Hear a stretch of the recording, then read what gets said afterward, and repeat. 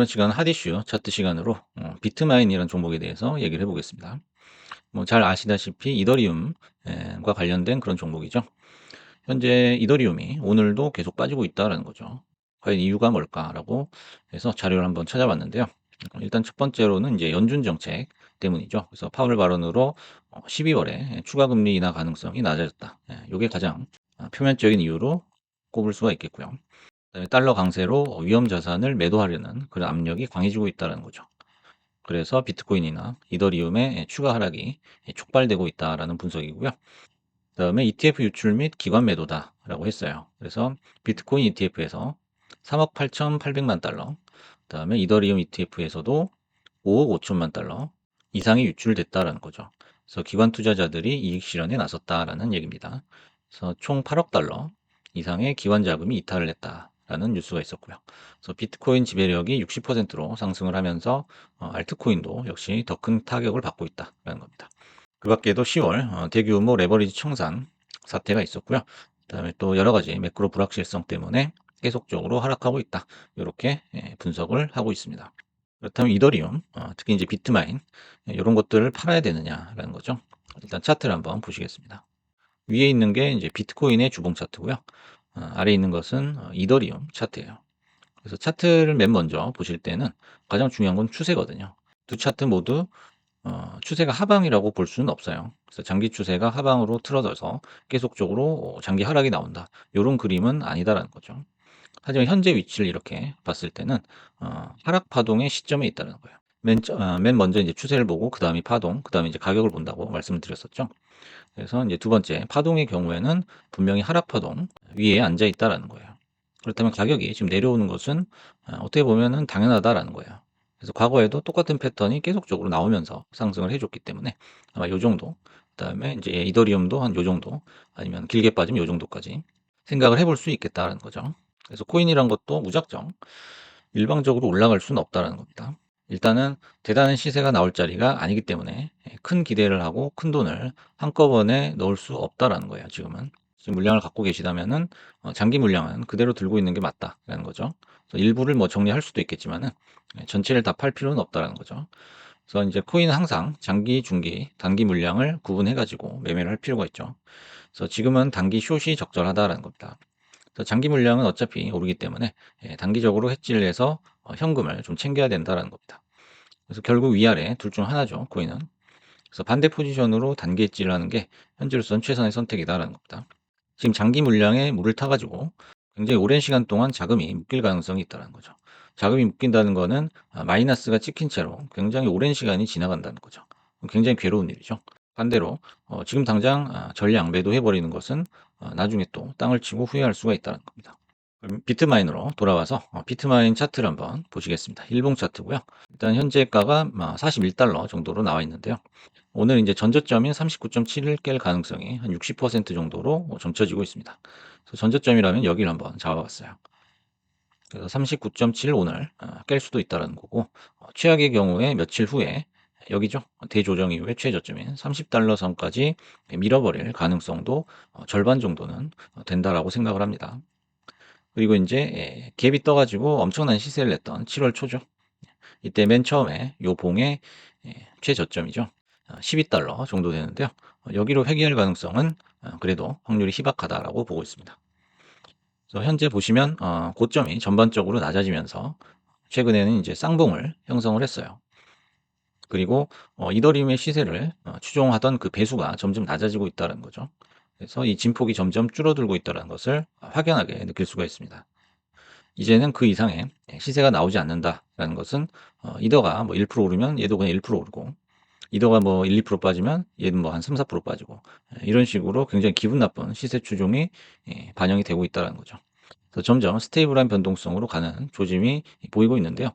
이렇게 변동성이 낮은 게 싫다라면은 이 종목을 들고 있을 필요가 전혀 없다라고 생각을 합니다. 차트 하나를 더 보시면요. 요거는 60분봉 차트예요.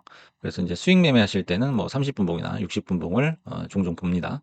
그래서 제일 눈에 띄는 게 이제 쌍봉이죠. 그래서 60분봉에서의 움직임을 보시면 이 쌍봉이 만들어지고 나서 이탈자가 계속 속출하고 있다는 거죠. 그래서 부채질을 하고 있다는 거죠. 그래서 여기 보시면 이제 저점을 한 3개, 4개 정도 이렇게 만들어 놨어요. 유의미한 시세가 나오지 않은 상태에서 요 저점이 깨져버리니까 연쇄적으로 지금 이탈이 가속화되고 있다. 이렇게 분석을 해볼 수가 있겠죠. 그래서 쌍바닥이나 쓰리바닥을 친 후에 이제 반드시 확인해야 될 것, 진입 전에 확인해야 될 것은 이 전체 이평선이 고개를 들어야 된다는 거죠. 여기도 이제 이평선이 4개 정도 나와 있는데요. 모두가 지금 고개를 숙이고 있는 그런 모습이에요. 그래서 이런 식으로 캔들이 위로 올라오는 그런 모양에서도 진입을 신중히 해야 된다는 거죠.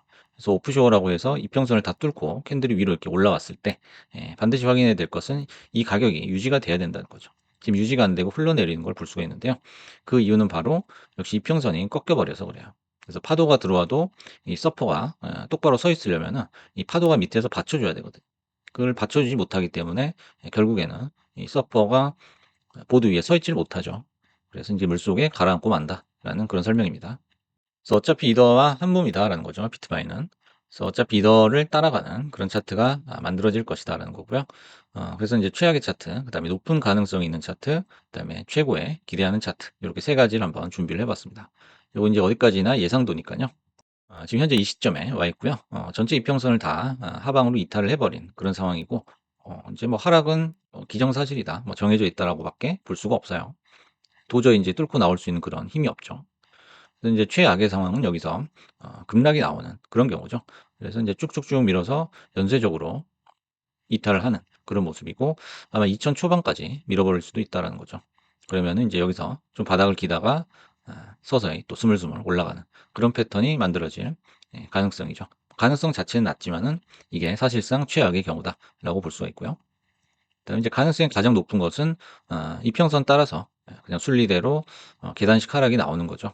그래서 이제 이평선이 뭐 21선이든 뭐 61선이든 위에 있기 때문에 상승을 하려다가도 맞고 떨어지고를 계속적으로 반복을 할 것이다라는 거죠. 그래서 이제 2,500이나 뭐 3,000 요 사이까지 조정을 받은 다음에 그때 이제 다시 또 이평선이 상방으로 각을 틀면서 캔들이 올라올 가능성이 높다라는 거죠. 그다음에 최상의 모습은 여기서 더 이상 추가 하락이 안 나오는 거죠. 그래서 이렇게 횡보를 하다가 이평선도 이렇게 좀 눕겠죠. 눕는 형태가 나올 텐데 여기서 이제 그 라인 밑에서 이렇게 바짝 붙어 있다가 한번 이렇게 또 시세를 내주면 매수가 또 들어오겠죠. 그러면 이제 전고점이죠. 4,900, 뭐 5,000 요 정도에서 긴 꼬리를 하나 달고 다시 또 4,000 초반으로 조정을 받는 이런 모습이 현재로서는 최고의 모습이다라는 거죠. 그래서 현재의 하락은 가격이 무작정 싸지는 건 아니다라는 거죠. 그래서 싸진다는 거는 나중에 비싸지는데 일시적인 하락이다. 이제 요런 뜻이지만은 요것이 이제 언제까지 기다려야 하느냐 요 문제거든요. 결국에는 시간 문제이기 때문에 생각보다 빨리 올려줄 것 같지는 않다라는 거죠. 추후 상승이 언제 나오는지를 담보할 수 없다라는 거예요. 그래서 우리가 자금을 무한정 들 수는 없기 때문에 물 타는 것도 역시 전략과 계획이 있어야 된다는 거죠. 그래서 평생 들고 간다. 그런 생각이라면 뭐 이더리움이든 비트마인이든 그냥 뭐 들고 가거나 그냥 뭐 물을 타면 그만이죠. 왜냐면 이제 존버라는 건 언젠가 이길 수 있다라는 그런 걸 항상 코인판에서는 증명을 해왔잖아요. 그래서 1번의 케이스는 그렇게 많지 않을 거라고 보고요. 2번은 7월 초에 화려했던 시세가 있었죠. 그 시세만 보고 들어왔다면 이 비트마인은 당장 나가는 게 좋다는 거예요. 왜냐면 이제 상방 변동성은 앞으로도 계속 줄어들 수밖에 없기 때문이죠. 세 번째는 이제 물을 탈 바에야 단기적으로 이더숏을 쳐라 이거죠. 그래서 이것도 안 된다면은 코인 관련 주식은 하지 않는 게 좋다는 거예요. 그래서 코인이라는 것은 이제 무작정 들고 있는 게 가장 좋은 전략이죠.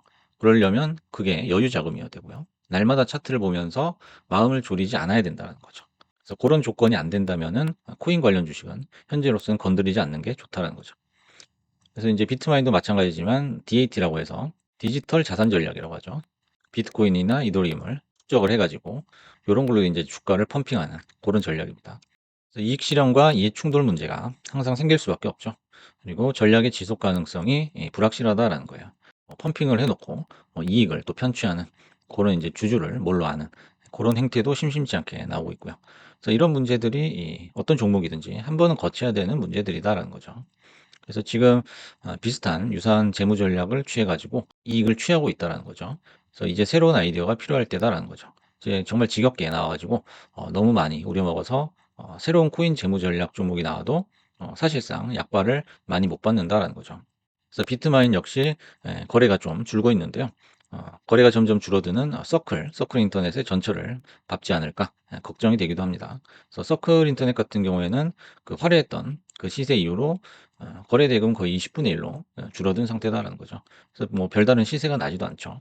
결론적으로 코인 시장은 지금 가격이 낮지도 않아요. 낮지도 않은데 어느 때보다 추운 혹한기를 겪고 있다라는 거죠. 그래서 그만큼 이제 기대와 상승에 대한 기대와 거기에 미치지 못하는 어떤 현실의 괴리가 굉장히 큰 상황이다. 요렇게 분석을 해볼 수 있겠습니다. 최근에는 그래서 뭐 코인을 왜 하냐? 차라리 주식이 낫다. 뭐 요런 얘기가 나올 정도로 변동성 면에서도 밀리고 그리고 심지어 계속적으로 또 하락을 하고 있기 때문에 굉장히 좀 상황이 안 좋다. 요렇게 정리를 해볼 수 있겠습니다. 그래서 오늘은 이제 핫 이슈 차트 시간으로 최근 또 하락을 면치 못하고 있는 이더리움과 비트마인에 대해서 얘기를 해봤습니다. 감사합니다.